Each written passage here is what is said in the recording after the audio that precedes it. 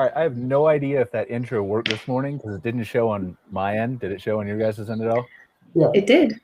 All right, awesome. Because that's why I started and stopped it, so it's going to look weird. I just had like a blank blue wall on my end, so I'm glad that it played for everybody else. But welcome to another episode of MC Fireside Chats. My name is Brian Searl with Insider Perks. Here, as always, with Cara Braeutigam from the Canadian Camping and RV Council. We've got a super exciting show for you today, talking about glamping trends, things of that nature. We've got David here. He's going to introduce himself in a second. Tom Mason introduce himself as well. I think Heather's here, Canadian campground owner. She's on, but she doesn't have her camera on yet, so I will let her join once she has a chance to get set up. But got quite a bit we're going to cover today. If you want to join the conversation, we can pull in your chats and things like that from Facebook if you're watching us live. And then remember, we are available as a podcast too, and it's on our website, mcfiresidechats.com, if you want to catch it later. So let's just go around real quick and introduce ourselves. So I think we both know, or all know, David from his conferences and things like that. But David, tell us a little bit about you and what you've been up to lately. Sure. My name is David Korse. I'm one of the owners of the Glamping Show USA and our new trade magazine, Glamping Business Americas. And getting ready for the October event, we're incredibly excited. We get to do this live and in person as opposed to digitally the way we had to do last year. So we're busy and getting set for October. Frankly, cannot wait to see people live and in person. The way we did, 2019 was the last time. So welcome back, everybody. Definitely excited to be back. So Tom, tell us a little bit about you. Hi, my name is Tom Mason. I head up the IVEE Group, which is a third-party management company. We presently have 9 resorts and campgrounds that we manage, and we're in a variety of different states across the U.S. And so far, we've had a nice year so far and continue to look forward to a busy summer as we head into that. Awesome. So I know we have a couple of Canadian park owners who are supposed to join us here as well to kind of discuss adding glamping to their parks and run some ideas back and forth. We do only have David for a half hour. He's got way more important things to do than chat with us for a full hour.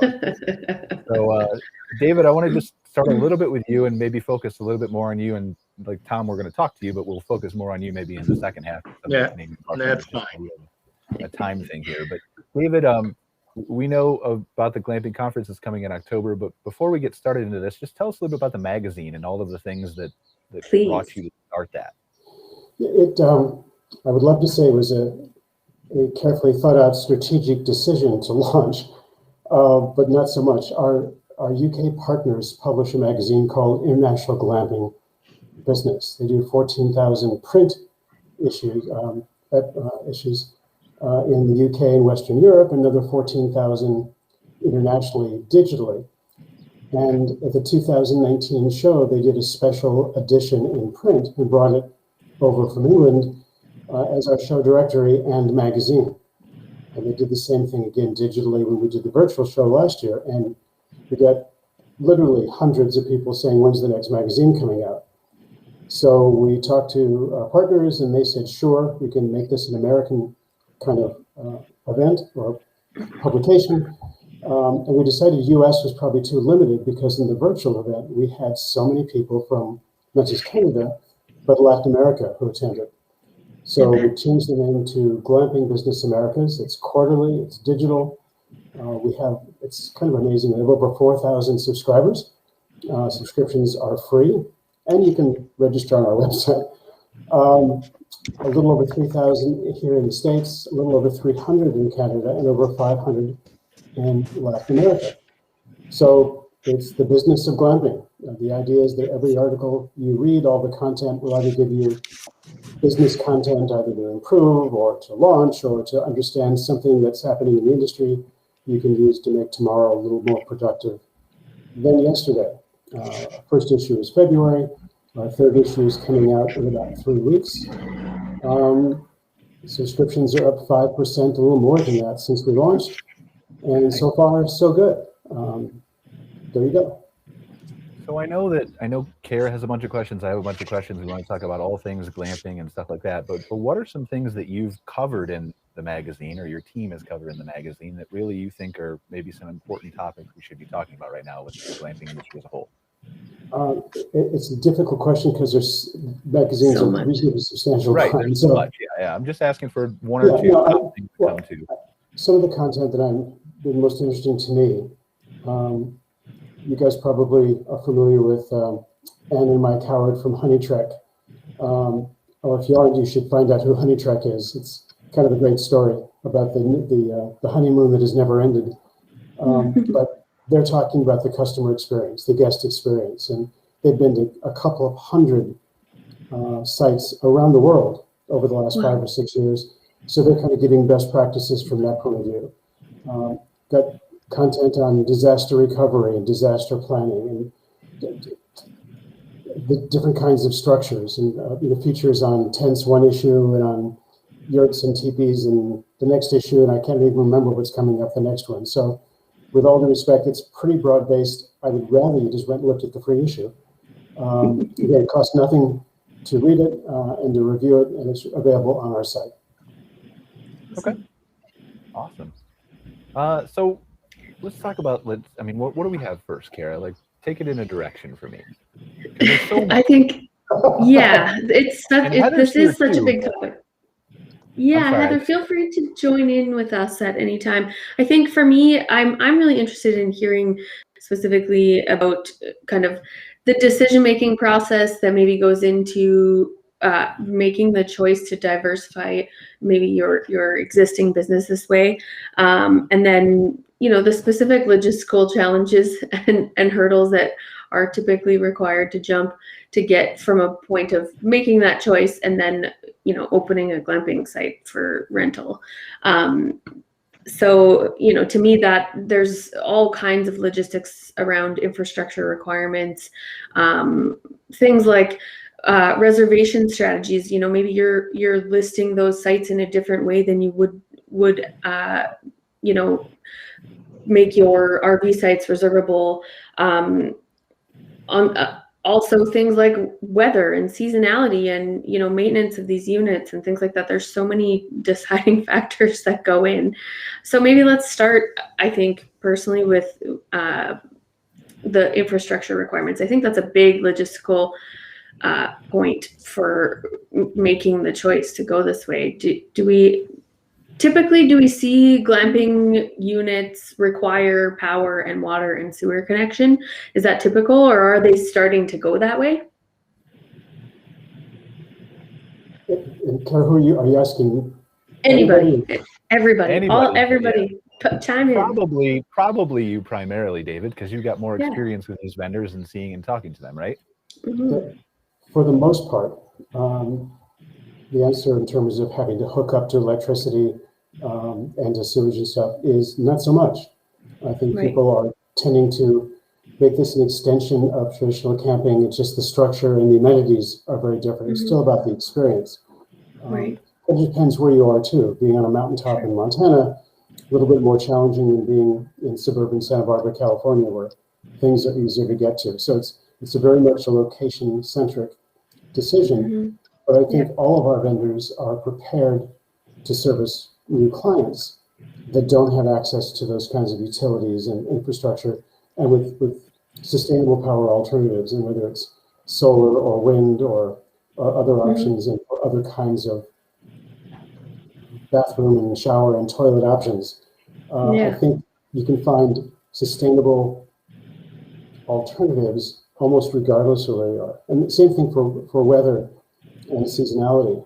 We have a lot of vendors who are going out of their way to make sure that they take a picture of the structure, at the North Pole and in the middle of the Gobi Desert, and say you can go either place with our structure or with our special construction. It's one of the fun things about the show with the outdoor exhibit area. I don't know who remembers from 2019, but we had 70-degree weather. 70-degree weather for a day and a half and snow showers on Wednesday afternoon, and our exhibitors were out there saying, "See, look, this works. We're staying." That's Mother Nature helping you out. Yeah, wow. We paid a little extra for that, but so I bet.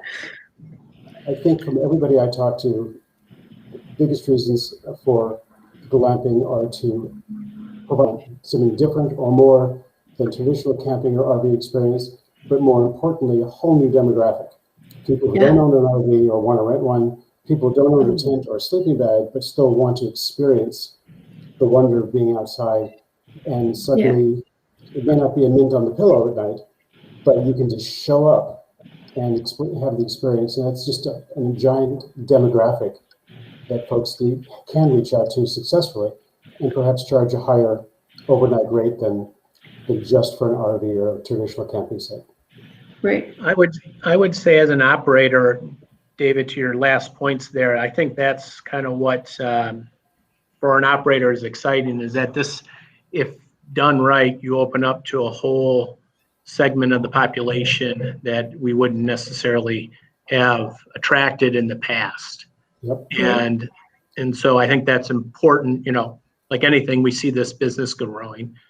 I don't think glamping's a trend anymore. I think it's more of a here forever, and we'll see it continue to grow. I could be wrong, but if reading on this space and all that, it's the fastest growing segment within the camping industry, I think. Yep.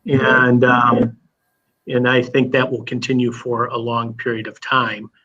And I think, you said earlier, as an operator, for me, it's about a unique lodging setup. That's what I would look at. I think location is an important component.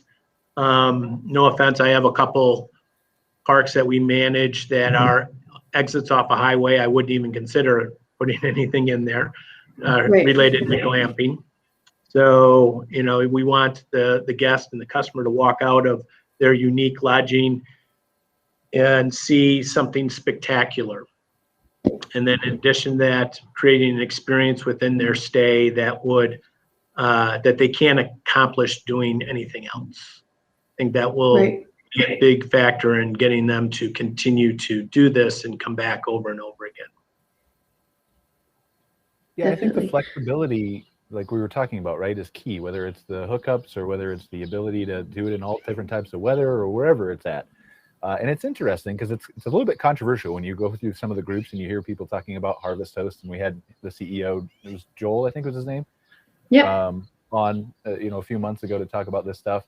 The flexibility of glamping is interesting, and I know, again, this is super controversial, right? But we're talking primarily because we're talking about campground owners. We talked about adding glamping to your park, and that's going to be a huge driver of the industry growth.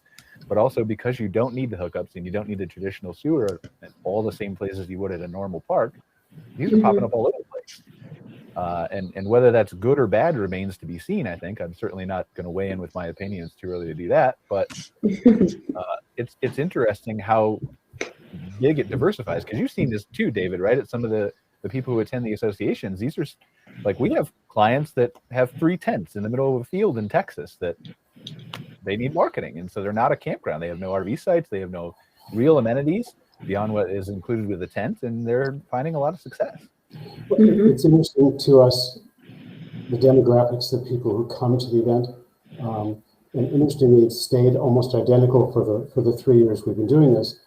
It breaks down into almost equal thirds.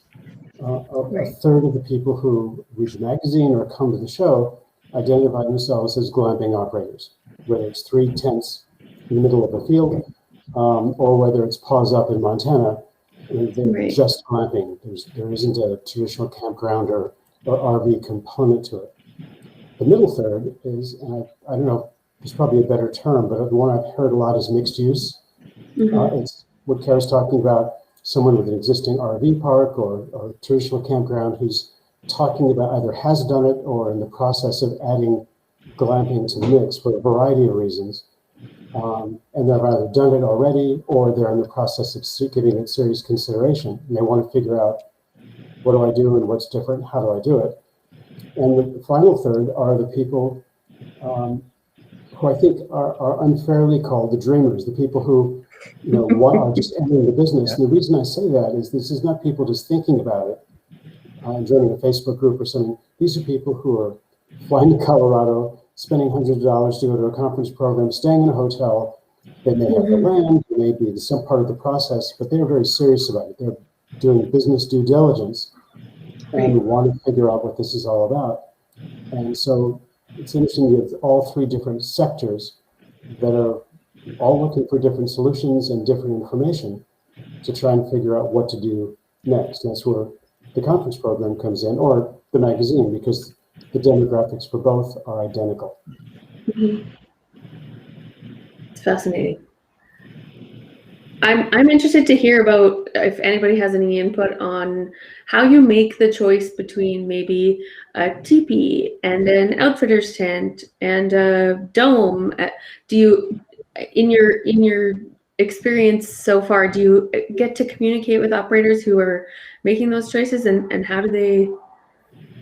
There's so many options. I can't even wrap my brain around it. What we hear from most of our clients is it really is based on, for the most part, it's personal style and preference. It's understanding, hopefully, the demographic you're trying to reach, but also the environment. You can see that someone would be looking at a teepee probably a little more aggressively somewhere in the Rocky Mountains, or up in the Dakotas or someplace, or down in Florida, because the Seminoles were down there. A teepee in Roosevelt Island in New York City might be a little less something that someone would pick. So I think style and design make a big part of this, but a lot of it's personal preference. It's what you think is going to look good, or you feel like this is what I want to sell, this is what I want to market, this gives me an advantage. One person looking at a treehouse, and the same person in a different environment will pick a different structure, and that's what makes it so much fun at the expo, when you have all of these things out on 4 acres of grass. And as Brian saw last time around, people going from a wall tent to a yurt to a covered wagon to a dome to a bell tent, and just every exhibitor's trying very hard to explain the benefits of his or her solution to the same option. One important component, I think, you're right, there's a lot of choices out there, as David pointed out, and we've all heard. But I think, again, as I look at moving into this space, I think there's a need for some variety in the location to offer different types of accommodations. I think the more accommodations you offer, and I mean, you're somewhat limited on, the cost structure and whatnot and location, as David pointed out. But I think offering some variety of different types is, again, opens up to a larger group of potential guests and customers. That's how Does that all have to be on the same property, though? Because here's what comes to mind, right? And you're a hotel guy, Tom, so you tell me this. Like, if I'm looking at, there's domes, and then there's tents, and then there's just take 3 of the 4 main categories, right, of structures, even if they vary a little bit. Is that almost like a potential for a larger tourism area to have franchises that are different, or is it a mix on all properties? I would look at it again, it's a young industry, I would say, but I would probably take the approach of variety within each site. Okay. There's a KOA site not too far where we live. It's in Santa Paula, California, and he has at least 3 and maybe 4 different kinds of structures within his site. So you can stay in a tent over here, and there's a covered wagon over there. It gives diversity and some choice to consumers who are coming in. Maybe it gives them a reason to come back. I stayed in the wagon last time, and next time I'm going to stay in the yurt. So I think gives the operator an opportunity to say, if you like being here this time, it isn't the same thing again. We're in a hotel. Maybe I'll check a different room next time, or a different style room. Right. So it just gives you diversity. It changes the experience. Right. So then if you're putting that diversity on, and you have, let's just pretend you have the choice, right? And Cara, you used to own a park, and Tom, obviously you manage a bunch of them. If you had the choice, then do you have neighborhoods with all wagons in one area? Or do you have them staggered? Do you have, what is the ideal setup in your mind? Obviously that's different. It's totally opinion based, but I think it's entirely dependent on your venue and how much space you have, how many structures. Are they separate? Each has its own kind of space, and your neighbor's not that close away, or is it clustered in a village where you have 10 structures in an acre or 2 acres, and everybody sees everybody else? I think it's a very unique decision for each venue or each site to make based on that. I'm just asking your opinion. Like, if you had unlimited, if you were building your own property, you had unlimited funds, what would you do?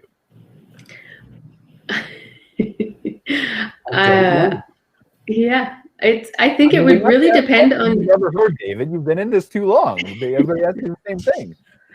I think it would depend on the geographical. I mean, there's so many factors. I think, if you have a great viewpoint, maybe you pick a different type unit for that specific spot, and then, strategize. I agree with David. I can't imagine pre-planning that kind of thing without seeing the space first. Right. Topography would have a big play in what you put and where you put it. Mm-hmm. And I also think, although, we've talked about, do they need electrical, sewer, all that? There's probably going to be a component of that park that would have that. So that would dictate where maybe you place certain units.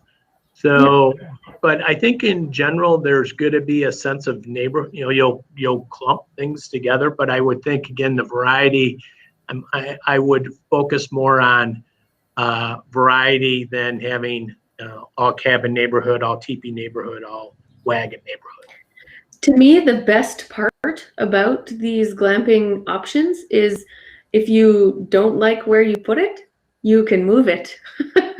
For the most part, most of these units, you can move them and change them and switch things up. So, maybe somebody stays in the same covered wagon every summer, but it's in a different site each year or whatever. Like, to me, the just malleability of it is the fundamental, single greatest thing about them, in my opinion.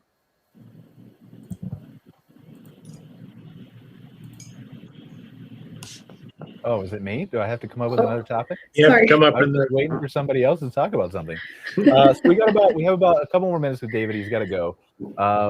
David, with all of the things that you've seen in this industry, I'm trying to think of questions that you haven't been asked before, but where do you see the hotels playing a role in glamping? Do they start franchises that are totally glamping? Is there a Marriott type thing that is inevitable? Is it coming, or how do you view that? Well, it's already here. I mean, Marriott opened up their Indonesian property a couple of years ago. It's an entirely glamping site. And I think the hotels haven't quite yet figured this out. Tom's point about, he thinks it's here to stay, and I agree with him, as opposed to being a fad. I just don't think they quite know what they're going to do, but I can't imagine they'll stay out of a profitable sector that gives them an opportunity to expand. It's just whether somebody opens up a dedicated glamping site or whether they add glamping to an existing site. There's one of my favorite resort hotels is close to where we live, and they've got 350 rooms over 200 acres. They're all spread out in the golf course and all the spots, just beautiful. But they have a couple of acres of open property, which is often a corner, which is undeveloped. And we've talked about it with them a couple of times just for fun. And they're thinking about it and just maybe creating a glamping site within the infrastructure of the whole hotel. Their questions are things like, do we offer room service to those places? Or is room service not part of this? Because room service now is all done by golf carts. I mean, there is no central place. It's all distributed over the 200 acres. So I know the conversations are happening, whether it's happening at a corporate Marriott level or whether it's independent hoteliers who are thinking about doing something. I guess it'll shake out. I know we had some hoteliers who attended the 2019 conference as visitors, as conference delegates. Haven't seen any register yet because we just opened registration for October. Sure. But it wouldn't surprise me to see some badges out there as you're walking around the floor. When is the conference, David? October what? Thank you, Cara. I was waiting for someone to ask the question. The normal exhibition and conference is Tuesday and Wednesday, October 5th and 6th. We're going back to Aurora, Colorado, same venue we had 2 years ago. The one thing we're doing, we've added, which is going to be kind of fun, we've added a half-day pre-show workshop on Monday the 4th. It's being sponsored by the American Glamping Association.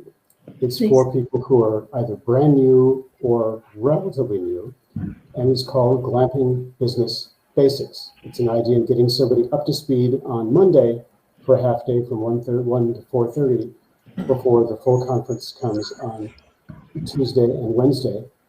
Nice. We weren't sure if this would work, so we launched it, and we're a little flabbergasted. The first 20 conference registrations we received when we opened, 18 of them chose to take the workshop also, as opposed to just the 2 days. So now people are making a 3-day commitment to come into the show. And on the exhibitor side, I'm excited to say we have international exhibitors. We have US, obviously, Canada, Mexico is new, England, Ireland is new, the Netherlands, South Africa, Australia, and the newest country to join the team is we have our first exhibitor from Japan. So fabulous. The trade show floor now is about 150% of the size we finished in 2019. Wow. So I think the show is reflecting all the things we're talking about here. It looks like it's going to be here for quite a long while. And there are a lot of new people and existing people trying to figure out how best to integrate and serve the industry. And hopefully the event gives them a platform for education and networking and shopping. Absolutely. So before you have to leave, David, and obviously we know that the conference is a great resource. We know that the Glamping Business America magazine is a great resource. Where would you send people to get information on a consistent basis throughout the year? If they're either a park operator or have land or wherever else, where should they go to get this information?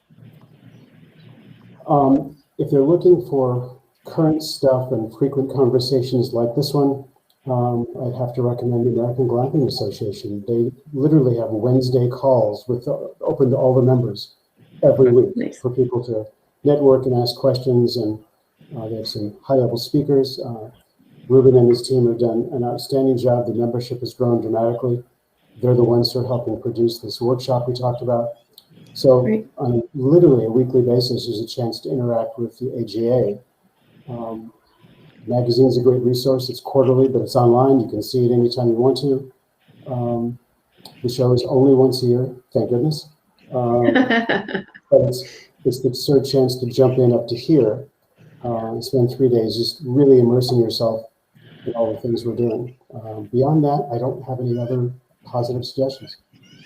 Well, I think that's pretty good start. Participating in this, by the way. Yeah, good.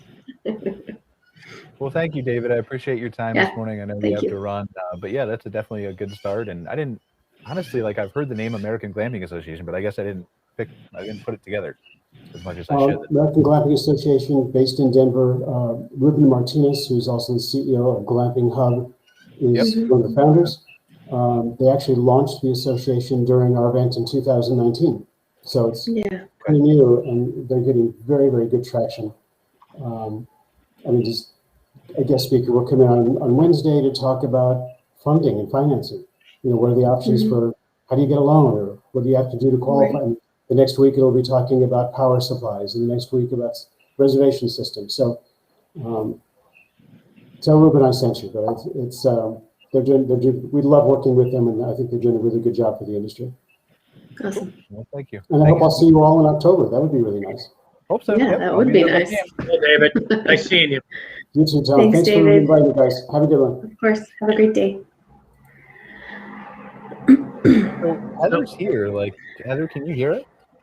I feel like we're letting Heather just kind of, I don't know if she's there. Hang out. But Brian, to your comment about hotels that you asked David earlier, he's right. He's always had some conversation. In my eyes, it's more about not if, it's more when. And it's going to happen. And who knows who's going to be the first player and how they'll roll into it. And I know there's, the Marriott I've heard about and that kind of stuff. But I think, you would look to the bigger organizations, Marriott, Hilton, IHG is probably trying to be the ones that jump into it first, just because they see the opportunity. And even more importantly, with the recent downturn that the hotel industry has experienced with COVID, the resiliency of our market, our segments, has proven to them that there's going to be another downturn caused by something else, or whatever. It's just it's more of a cyclical business where our world doesn't seem to have those cycles, and I think that will be very attractive to them. Mm-hmm. Yeah. No, I completely agree. I can't see why they wouldn't, frankly. So let's tackle this. Let's explore this for a second, because I feel like if we talk about this is going to also lend some valuable insight to park operators who are considering adding this too.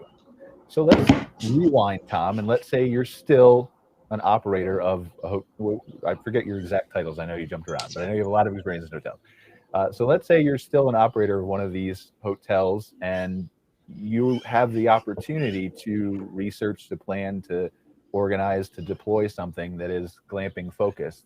What is your approach to that? How do you begin the process, and then how do you get to the point where you're ready to build? Well, the process starts by doing your research and seeing what this segment, how it performs. Mm-hmm. And, you can take cabin rentals at most any of the RV parks and see how they're attractive to people. And I think location is going to be important. If you're in a location that can lend itself to unique topographical locations, views, venues, and you can create a unique experience with that, the amenity side's already built into the hotel, so you don't have to recreate that. And you just have to figure out what the lodging is based upon your location. So you have a unique lodging selection. You have the amenities already built into the hotel. The experience in most cases, let's say you're going to be doing it at a resort hotel. Resort hotels typically already have some sort of level of experience, whether it's horseback riding, kayaking, food shows, wine tasting, those things. So that experiential component's already built in. So, and if you're in the right location, you have some of the key factors. All you have to figure out is the accommodation you want to select, quite honestly. To me, I think like a natural fit for this is Hyatt with some of their large, huge resort properties. But I mean, and again, there's a lot, like all of them have them. But yeah, all of them. I mean, even like Hyatt, like I'm looking at, they have that McDonald's campus, which is right outside Chicago or something. It's just that's correct. Natural. Yep. So there's plenty of, any operator has, Hilton, Hyatt, IHG, Marriott obviously have resorts with additional land, and that they could place this in. Yeah. We have a couple questions on Facebook. Just Valerie's asking, can a cabin with power be considered glamping? So I think this is an interesting topic too, is people's perception of what classifies as glamping can sometimes be varied. Tom, what's your position on that? Oh, absolutely. I mean, yeah, I know David talked about, the sustainability component, but I still think you need power in a glamping site it can be considered glamping if you have power, water, all that. That's, it's about the experience and the unique accommodation and the amenities inside. And you can add amenities, power can be an amenity. So yeah, I think I've seen parks that offer like cool, unique tiny homes and cabins, lots of hard-sided structures that are classified as glamping. So I don't think it's specifically just those really cool, unique, covered wagons and tents and things like that. We see a broad range of accommodation types. And then Maya's asking about glamping units that are suitable for winter conditions. So I'd say certainly defaulting to those hard-sided options is probably easiest and most likely. But I have to admit, I'm not intimately familiar with the structural capacity stuff related to some of those softer sided the outfitters tents and things like that. I do know several operators in Canada who have those types of structures and do take them down in the winter time.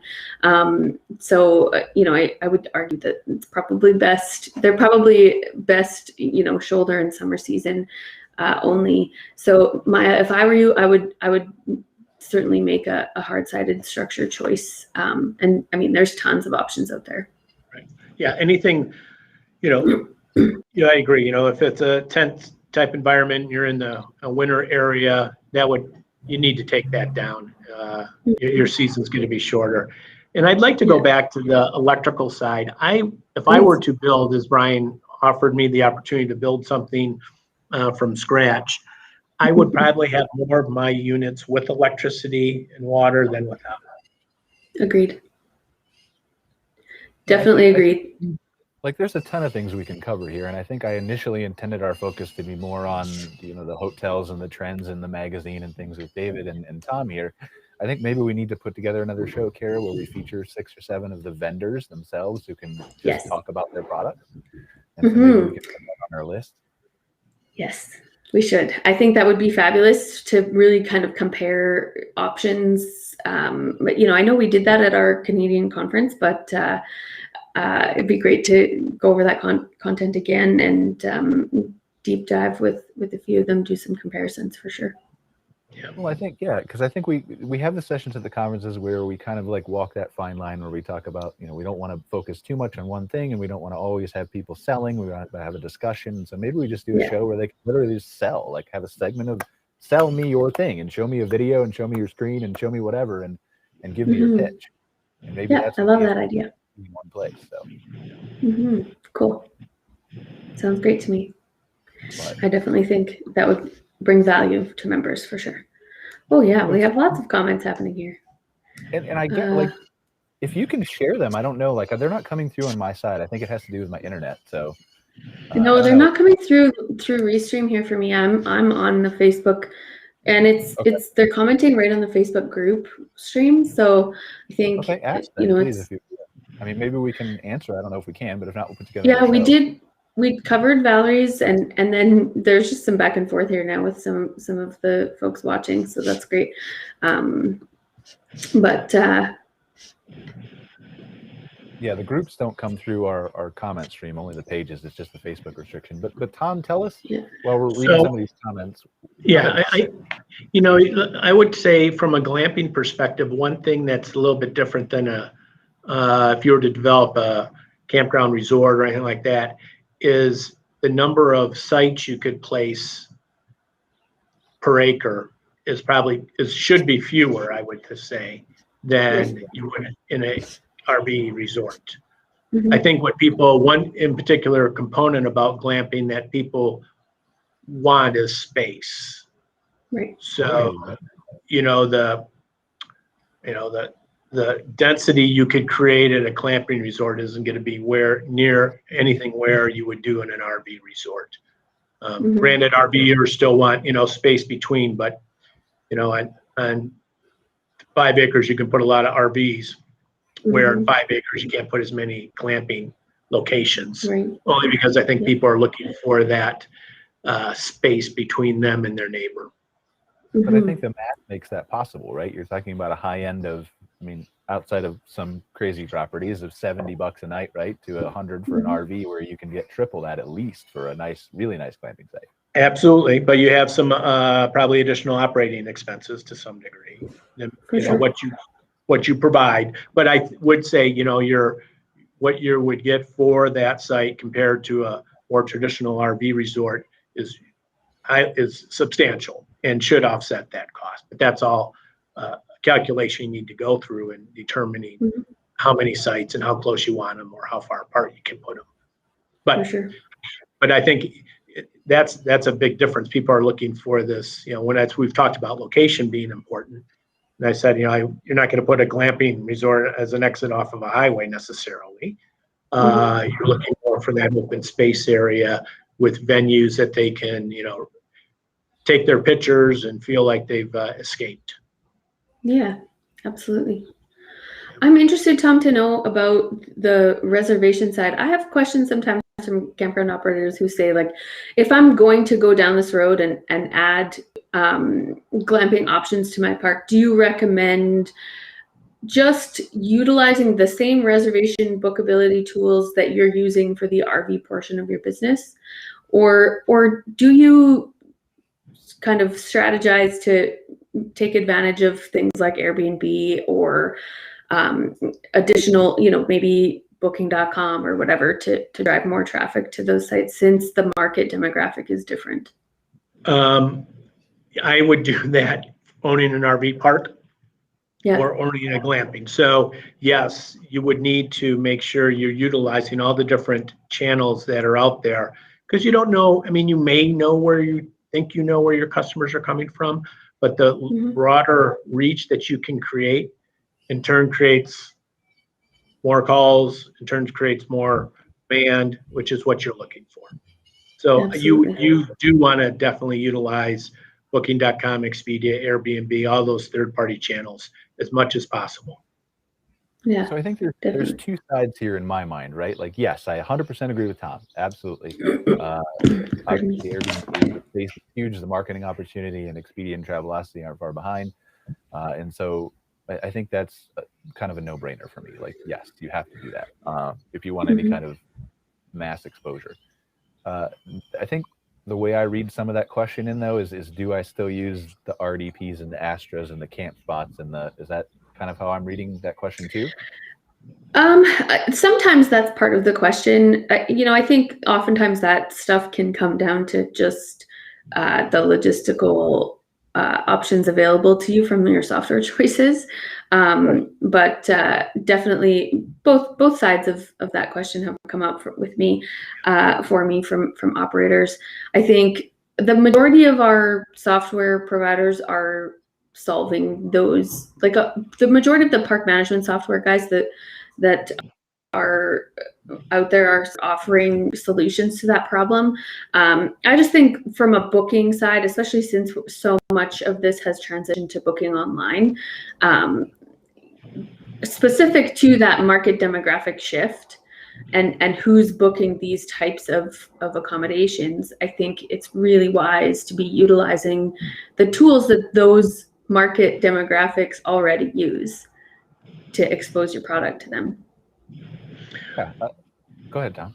No, I agree. I mean, I think, whether it's Astra or CampSpot and all those different property management systems, you need to have those in place to have a connection with the Expedias and Airbnbs that allows you to manage that process effectively and also gives you kind of a back office component to be able to produce financials. Yeah. I have a question here too. Oh, sorry, Brian. One sec. I think it's very much dependent on what you, again, like we talked about the different types of structures that you're choosing, right? I think it's dependent on what type of property you're running and what kind of exposure you're at and how many units you have and all those kinds of things. But don't be afraid to explore your options. I think that I think obviously the default go-to that I would never say anybody not consider first is the camp spots, RDPs, Astras, those kind of places, right? But before you make a final decision, look at your other options. I think that there are probably properties that have 3 to 5 to 10 tents on a piece of land in Texas somewhere or Florida or whatever that could easily get by with just an Airbnb listing all by itself. You're right. And I think that's a good point. Like, I know from a geeky website design perspective, like I can hook up WooCommerce and WordPress and you can take your own reservations with a great website designer and charge 2% and keep that for yourself. Not that I'm suggesting that should be done over a camp spot. Absolutely not, because they have way more property management features and all that kind of stuff. But consider your options and decide what's best for you. Brian, that's a good point. I was looking at more from a size perspective and all that. But if you, like you said, you have 5 spots up in, the hill country of Texas, yeah, you can do your Airbnb and that kind of thing and work just fine and have it be very effective for you. Yeah, I think one of the nicest things about using those tools is you can really track where your bookings and stuff are coming from. And so that's another great thing that you can kind of shift through over time. Maybe you initially start with several different tools and you that down over time, whatever's, bringing you the most traffic or whatever is the best strategy for you. Valerie's asking here, I've heard there are problems with mold with some types of glamping units, and to have the mold removed is very expensive. Anyone have advice on this? I will say we did cover this quite a bit actually during the Canadian conference glamping session with the comparison session. Yeah, and all of our providers, all of our suppliers are really cognizant of that issue and all have solutions and suggested products and all kinds of things to both mitigate the problem, prevent the problem, and do any remediation afterwards. I don't have specifics. if I remember right, I remember that was a specific question because I think Heather Blankenship actually moderated the session, right? And I remember I think she went vendor by vendor, and what we landed on was that mold is, in most cases, maybe outside of the Arizona desert, going to be an issue. But I think they all had different cleaning products and solutions, and the material was resistant to certain types of things, and the fabric and all that kind of stuff. So again, we'll have to dive into that maybe on a vendor show. Yeah, well, and I will say, if Valerie, if you were a conference attendee, you do have access to that session in recorded format via the CCRVC members only website, so you can kind of rewatch that and get those answers specific to each of the glamping options that were presented during that session. So what else we got? What else? I mean, Tom, so I'm curious to know. Oh, sorry. No, go ahead. I'm sorry. I have a bit of a lag. Oh, we'll just talk over each other this whole time. How about that? Sorry, Tom, I'm curious to know what different types of glamping options your various parks have. Are they all cabins? Do you have some outfitter tents? How does that look for you?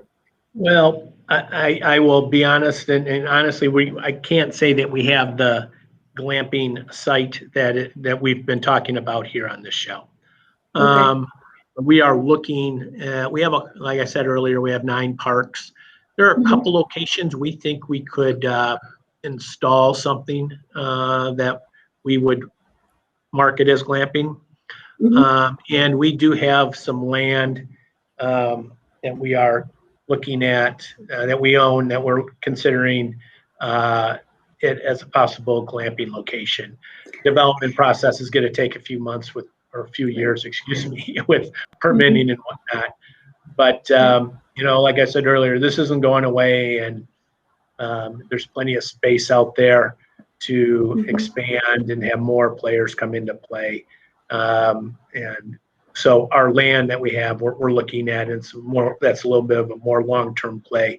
But as far as our existing locations where we have parks, we have cabins at all our parks, but I wouldn't necessarily call that what we have is glamping quality with an experience and upgraded amenities and a real unique lodging component. But I think it's the next expansion for us. Besides just growing the number of parks that we manage and or own, but also getting into the glamping space as a management, third-party management and or owner. That's great. I'm interested to see how unique this actually gets, right? Like I feel like we're so much in the infancy of this industry as far as glamping goes, that in 5 years, like we're going to look back on this and be like, wow, we didn't even know what the heck we were talking about way back then. Yeah. You're right, Brian. And then again, I know I will reference my previous life experiences. And that would be called amenity creep. So as someone develops camping or glamping, and they do sheets and water and all that, then someone's going to go through, the thread count's going to be double, the amenities in there are going to be more expensive things, and more things will become prevalent in the glamping experience, just to kind of one up your neighbor a little bit, so that you can be perceived as the leader in the market when it comes to that experience. And that doesn't necessarily, it could mean a quality thing, like an actually material thing, from number of pillows, blankets, and coffee makers, toasters, and all those kinds of things that you can go into, or it can be the experience that you can create. Whatever that may be, given your location, you can create a pretty phenomenal experience. But in general, I would see that we're going to see more and more coming in. Just be amenity creep, next best thing, something cooler, neater, nicer. Yeah, so I think that's a natural progression with the thread counts and the pillows and the toasters and all that kind of thing. I'm thinking outside the box, right? Like I think shocking. Right. Classic car with every rental. Well, no. Like what I'm talking about is like think of all the niches that you could target if you had land in the appropriate place or the ability to market it correctly, right? So here's an example. Like I used to have an employee who worked with me, a couple years ago, who was a really big into those battle reenactments, right? And he would go and he would get together with thousands of people in a city in Ohio, and they would reenact like a medieval battle, right? So imagine if you could set up, if you had a piece of land where all these people were gathering or nearby, or you could even start your own festival, and you could create a village with like 200 medieval style tents where everything had suits of armor in it and stuff like that, and you could charge upwards of $500 to $1,000 a night for some of those theme type, like really theme type activities. And again, there has to be a way to make that work year round, right? But I mean, the sky's the limit of what you could do with some of this stuff. Nothing's preventing you from doing any of that kind of stuff. Right. And so that's what I'm trying to start some of the conversations surrounding it, because I think there's a lot of... The only thing that would stop you is the market. Right. Yeah. Right. Mm-hmm. But I think there's so much room for that innovation out there that there's, I don't want to say it's a danger, but I think there's a one track, like, here's the tent that's being offered and here's what we can upgrade. And there's a kind of a linear progression, and the people that are able to figure out this stuff and think outside the box are not necessarily going to be the only people to succeed. Of course not. But they're going to have a unique market opportunity here that we're just beginning to understand and imagine, I think. Definitely agree. What happened to your video, Cara? You went away. I have no idea. I remember before the show when my camera stopped working and I was like, hopefully this lasts an hour. Apparently I cursed myself. 52 minutes we got. So Tom, I'm cursed. Again, we've got you here, your expertise, and we want to obviously, I feel like maybe we almost need to do a different type of themed glamping show every month, maybe, focus on different things. But specific to your experience in your parks, I know you said you haven't added that traditional glamping experience yet, but you and I did have a conversation the other day where you were talking about considering RV rentals and things like that. So how in your mind do you decide, other than location and the things that we've talked about, right? How do you decide from an ROI perspective or a market perspective that RV rentals or cabins are better than or worse than, not glamping, but yurts or teepees? Because it's all glamping in my mind. You're right. I mean, glamping is a very broad term that a lot of things are going to be dumped into and be called glamping. And not saying that's right or wrong. It's just what it is. It's going to be. But so as far as what we're looking at, I don't have that location that I think for me right now, what we're managing and own, I don't have that location that would categorize it as glamping. I have other components that I can put in, but I think location and creating that experience are key components to really be to categorize it as a glamping experience. And I don't have that yet. But once I get that, I will definitely look to implement that into that location as quickly as possible, because I think that's more and more people are embracing this as a way to travel. And I think to me, it's all about numbers in the sense of more people that it can attract, it's only going to benefit the performance of that as a business. So with more and more people looking at this as a way to travel, that's good. And they're looking to kind of, I think, the sustainability component in the sense of they're in nature. I'm not talking about something being heated by solar panels or anything like that, but there's a sense of being in nature that correlates to sustainability. And I think more and more people want to achieve that and make themselves feel good about being in nature. And, people still want to be together, regardless of what we experienced in the past 18 months, 2 years. I think people still want to spend time together, whether it's with family or with family and friends. So I think that's an important component to it.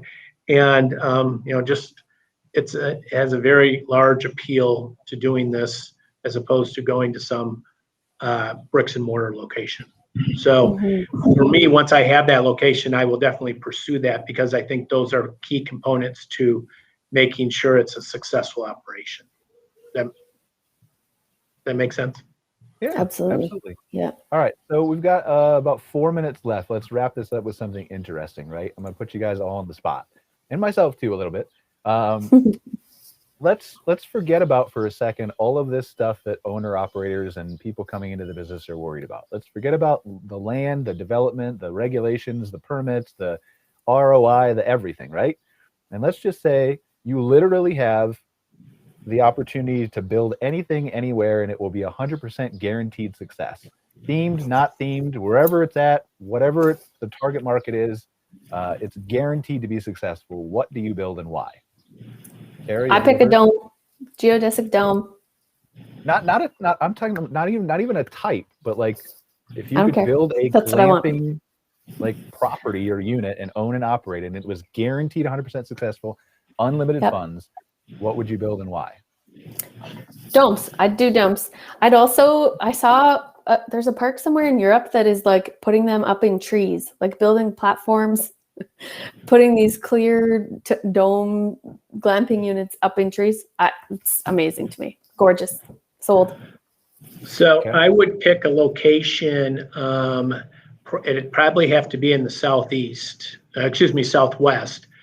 only because of the type of weather that exists. But also, I'm a skier, snow skier. So if I could build something close that people could go up, sleep in the tent, yurt, whatever you want to call it, and then drive an hour and be skiing, that's the location I'd go to. So here's what I want. I want to create an opportunity or a market that doesn't exist right now. So we know that we're broadcasting live on the Canadian Camping and RV Council page and in the group, and we've had a bunch of questions from that group. So here's the thing. If I have unlimited funds, I want to build kind of domes like Cara was saying, but I want to build domes that are big enough that you can have like your own yard and maybe a little river running through it, and it's totally heated in the winter. So you can kind of have your own property that's an enclosure that Canadians can go to in the dead of winter, or whoever can go to, right? That they can literally have a summer experience in the winter for a weekend. I think if you could figure out how to do that, and I don't think it's possible, but if you figure out how to do it profitably, there's like places like, isn't there a ski dome in Japan or something where you can go skiing in the middle of summertime because they've climate controlled this big dome? I don't know. You can do it. Somebody can do it. It's done. I'm saying, trust you to take it to the whole next level. I mean, I think it's like you've got millions of Canadians, just specifically speaking, right? Because we're talking about the group who are not going south for the summer, or for the winter, who are in these cities like Toronto and Vancouver and Calgary and Edmonton and all those kinds of places, who are like, I mean, can you imagine the amount of money that you could charge for a dome like that for somebody to get away for a weekend and have a summer, like a real summer experience with a yard and you missed your chance, Brian. The border will open and they'll all go south again. Your dome will be empty. But I don't think they're all going south. I think there's a different, Yeah, Darlene's saying Dubai. That must be where I saw it. Dubai. They have a dome and it's got a ski resort inside, but it's like in the desert. Like right. Dubai is literally like, we should be talking to you. That's the example of like unlimited, do whatever you want. You do whatever you want world. Yeah. That's unlimited funds, no development restrictions. Do whatever you want. What Dubai is. I feel like that's what it is. Every time I hear a story about them. They have a dome with a ski resort inside. I'm sure that it's in Dubai. I wouldn't be surprised at all. It can be done. Get out your wallet. Exactly. All right. Well, thank you guys. Is there anything else you want to add, Tom, before we? No, thank you for the opportunity to talk about this great and very exciting segment in our business. And hopefully I can tell you soon what our next adventure is with IVEE. So. Yay. Can't wait. Yep. We're looking forward to hearing about it. So thank you so much, Tom. I appreciate it. Thank you, everybody, for watching. We'll see you next week. Thank you. Definitely. Thanks, guys.